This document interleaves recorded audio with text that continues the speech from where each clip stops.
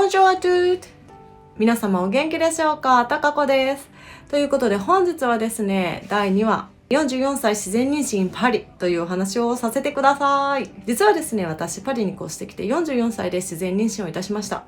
それ以前に38とかかな、2回ぐらい流産という経験をしているんですけど、ちょっと私たちカップルの話をさせていただくと、結婚当初からもともとずっと2拠点生活で別居婚だったんですね。私が東京、夫が香港だったので、毎月私香港に飛んで、その後夫の仕事の関係で沖縄だから、毎月東京を拠点に沖縄に飛んで、そこからパリという形なので、最初はですね、毎月パリと東京を飛んでいた。で、実は沖縄の時点で病院にも行ったことがあるんですけれども、初診で3時間待つという経験をしまして、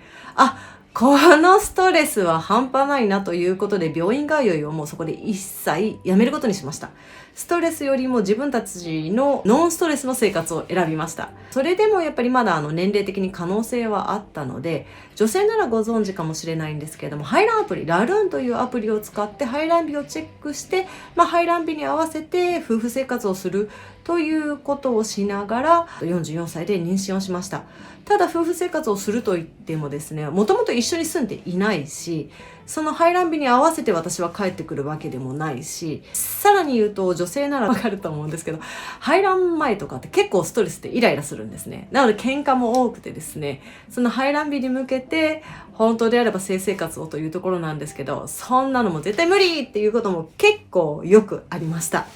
で、パリに越してきてちょっと一つ気づいたことといえば、こちら国の規制で食に対しての規制が非常に厳しいんですね。日本コンビニとかのご飯見ると結構いろんなものが入ってると思うんですけど、こちらその添加物とかの規制にとか美容に関する規制が非常に厳しくてですね、綺麗なものばっかりが売ってるわけじゃなくて、下手すると腐ったものも混ざってるし、マルシェに行ってもスーパーに行ってもその腐ってたよって言えば変えてくれるんですけど、それぐらいなんていうのかな、長持ちさせるよりも健康を優先していたりとか、パンとかも日本で菓子パンとかすごくあると思うんですけど、こっちって結構そんな菓子パンはないんですね。で、バゲット、日本語で言うとフランスパンになるんですけど、1日買って次の日に食べようとしたらもうカチカチで食べれないっていうぐらいの何も入ってなさっていうのが強くあってですね、食べ物は日本にいた時からどちらかというと形の見えるもので変なものが入ってないものを食べてはいたんですけど、それに輪をかけてこっちは国がしっかりしているから市民に変なものを口に入れさせないようにしてるっていうのはあるかもしれないです。あと実は越してきてすぐの時に近所にメイがいるっていうことで伺ったこともあるんですけど、メイっていうかおじいちゃんで話が長いから待合室に人がさばけなくて溢れてるっていう私は印象を受けたんですけど、ただその先生がちょっとびっくりするぐらい出してくれたのが葉酸とビタミン D、 こんなに飲むのってぐらいめちゃめちゃ出されました。それが効いたかどうかはちょっとクエスチョンなんですけど、ひょっとしたらね、参考になられる方もいるかもしれないから、葉酸とビタミン D はびっくりするぐらい出されます。あとはですね、こっちってちょっと日本だと何歳までに産まなきゃとか、ちょっといろいろ神話的なものがあるかもしれないんですけど、こっちそういうの一切ゼロなので、産むのも自由、産まないのも自由、母乳も別に母乳じゃなきゃいけないなんてない。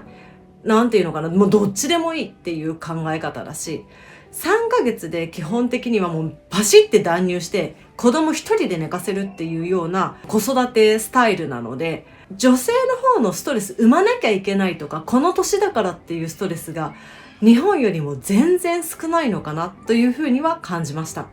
私、造影剤を使って検査をした時に卵管造影ですね、卵管が一つ詰まってるんですね。で、本当はこの詰まりを取るオペをしましょうかっていう話だったんですけど、オペを取ったところでそんなに妊娠の確率は上がらないということで、対してその劇的に上がるわけじゃないということでオペをしていないので、片方卵管が詰まったまま44歳で自然妊娠をしたという形になります。で、何が功を奏して妊娠に至ったかっていうのは実はわからないんです。妊娠してない私、妊娠している私がいて、2人を比較したわけではないのでわからないんですけれども、その食べ物、こちらでは添加物とか着色物とか、そういうものに対する規制が厳しいっていうことが一つ。あと、結構体のラインが出るような服が多くって、下着のラインを見せたくなかったから、下着つける下着っていうのは、ボクサー型だったり、ティーバッグだったり、下手すると履かないっていうこともあったりで、結構涼しかったんですね、この辺。でも、母が妊娠がどうのじゃなくて、たまたま、これすっごいいいよってくれたのが、島村の毛糸のパンツみたいなやつで、ドラえもんとかドナルドダックとかついてるような、この大きい毛糸のパンツみたいなのをくれて、それを履いてみたら、この底冷えするパリでめちゃめちゃ暖かかったんです。もうびっくりするぐらい暖かくって、もう夏でも手放せないぐらい暖かくなって、で、それを私一年中履いてました。今でも履いてます。あったかーって、要はここを温めるってこと。しかも普通のパンツとかじゃなくて、本当もうガガーンって温めるっていうことは気持ちよかったのでやってました。こっちはもうその規制美容って有機ですねとかがすごくしっかりしてて、お砂糖も入ってない飲み物っていう野菜ジュースとかもすごくいっぱいあるんです。サンシュクレアジュテっていうんですけど、砂糖不使用。ね。そういうのの他に私何を食べてるかっていうとですね、果物がフルーツタリアンってぐらいすっごい果物が好きで、3食フルーツでいいぐらいフルーツ好きなんです。で、ベジタリアンなので、フレキシタリアンにはなるんですけど、基本的にお肉一切食べないんですね。ベジミート以外は一切食べない。ちょっと動物を殺したくないっていう考えをしているので、一切食べない。で、お魚はたまにいただくんですけど、こっちお魚大国じゃないので、お魚すごく高いし、日本みたいに種類がないんですね。なので日本に帰った時にお魚を食べるぐらいで、こっちでは基本ベジなんです。野菜がメイン。あとヨーグルトですね。それも基本的にはソイのヨーグルト、ソイミルクヨーグルトとかアーモンドミルクヨーグルトがこっちはたくさんあるので、そういったものをメインに食べてます。甘いものもチョコレートとかも好きで食べるんですけど、で、エスプレッソとかは私ちょっとカフェイン強いのは無理なので、カフェオレ1杯ぐらいは飲むんですけど、あとはチコリカフェっていうチコリとかタンポポコーヒーみたいな感じですね。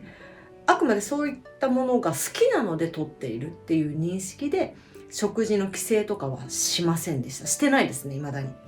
で、皆様、本日44歳自然妊娠についていかがだったでしょうか？本当はですね、もっと細かいところとか、あとはこちらでの妊娠出産についても、お話をさせていただけたらなと思っております。聞いてもいいよという方がおられましたら、また別枠で撮らせていただきますので、コメントお待ちしております。エピソード3はですね、歯科に関するお話をさせていただこうかと思っています。フッ素で死ぬことがあるよ。フッ素はいいと思われてますが、それって本当？というようなことを歯科の完治からお話をさせていただこうと思っております。ではまた次回お会いできることを楽しみにしております。So then see you. Au revoir. Bonjour.